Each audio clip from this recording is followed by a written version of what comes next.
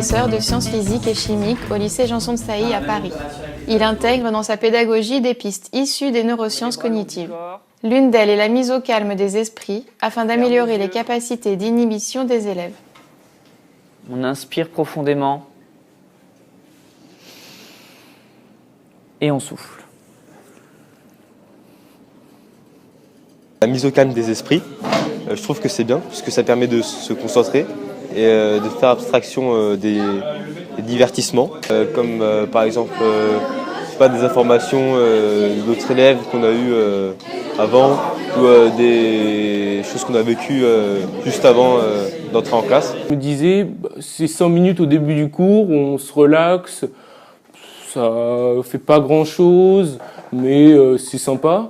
Et à la fin, vers les derniers mois, je me suis rendu compte que dans certains cours où il n'y avait pas la mise au calme des esprits, j'étais encore un peu perturbé par la récréation ou les cours juste d'avant. Certains savoir-faire, comme le calcul littéral, sont répétés à chaque séance afin de créer des automatismes mécaniques et de diminuer la charge cognitive. Ce qui est utile dans le fait de faire des automatismes, c'est par exemple, c'est pour pas perdre de temps en contrôle.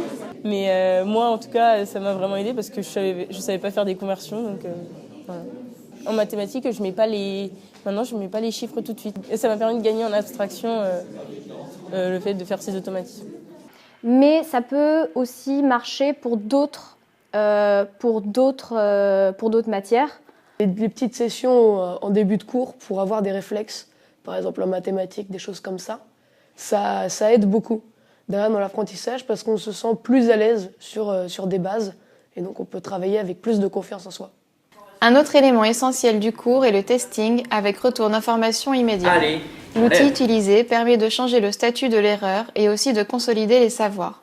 Alors ce que j'ai dans les mains, c'est une carte Plickers. Et en fait, elle permet, au début du cours, donc on peut faire l'appel. Et après, on a des questions de cours qui sont posées au tableau. Et il y a des choix de réponses et on montre quelle réponse. Il y a des A, B, C ou D. On montre et le professeur il scanne les réponses et après on affiche si la bonne réponse et les mauvaises réponses. Justement, Plickers, en début d'année, dès que j'ai vu ces petites fiches qu'on nous a distribuées, je me suis dit « Oh, c'est pas mal, ça va faire 5 minutes de jeu au début des cours ».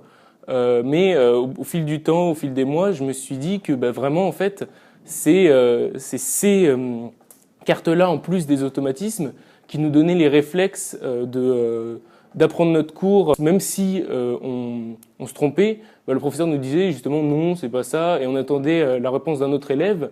Et ça nous faisait encore plus nous rendre compte que ah ben oui, c'était ça, que si on n'avait rien répondu, on se dit ah si, je le savais. Un rappel de cours directement, ça nous implique moins et du coup on est moins attentif. En fait, plus on est impliqué, plus on est attentif et c'est pour ça que c'est mieux les cartes Plickers. On n'a pas besoin forcément de savoir si notre camarade a eu bon ou faux. Afin d'impliquer activement les élèves, le travail en îlot est privilégié. Il permet l'entraide lors de groupes hétérogènes et de différencier les exercices pour des groupes homogènes.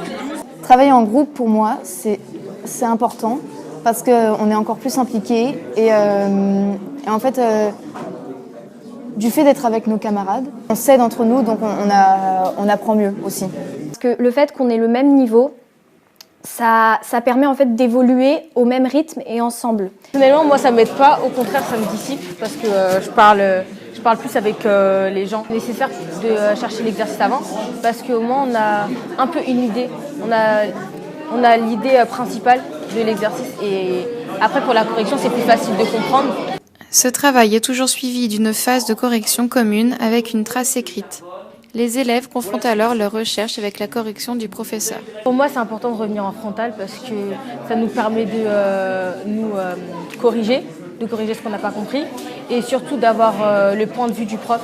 Un autre point essentiel utilisé est la planification des savoirs avec un rythme expansé. Les notions sont revues selon la courbe naturelle de l'oubli d'Ebbinghaus. C'est comme cela que ce professeur organise sa progression dans l'année en reprenant plusieurs semaines plus tard des notions déjà vues. Les rappels expansés, c'est bien parce que pour moi, ça me permet de mieux apprendre. Un contrôle surprise, par exemple, là maintenant, on va pouvoir se rappeler et avoir peut-être peut-être pas une excellente note, mais au moins avoir les bases et les connaissances de ce qu'on avait appris avant. Alors que si on fait pas des rappels expansés, on se rappelle de rien et du coup on est là, on s'embête devant sa copie. Ces bases, parce que dans le cours qu'on est en train de voir en première, je trouve que tout ce que l'on avait appris en seconde, je le maîtrise bien, surtout grâce à ces rappels expansés. C'est la méthode qui marche le mieux, et ça pour moi, que ça soit dans n'importe quelle matière.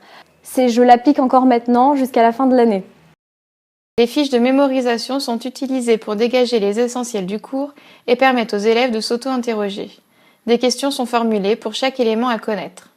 Pour faire mes fiches ou pour me rappeler des choses, je sélectionne déjà les choses les plus importantes du cours. Justement, les fiches mémo, même un an après, je continue toujours à les faire.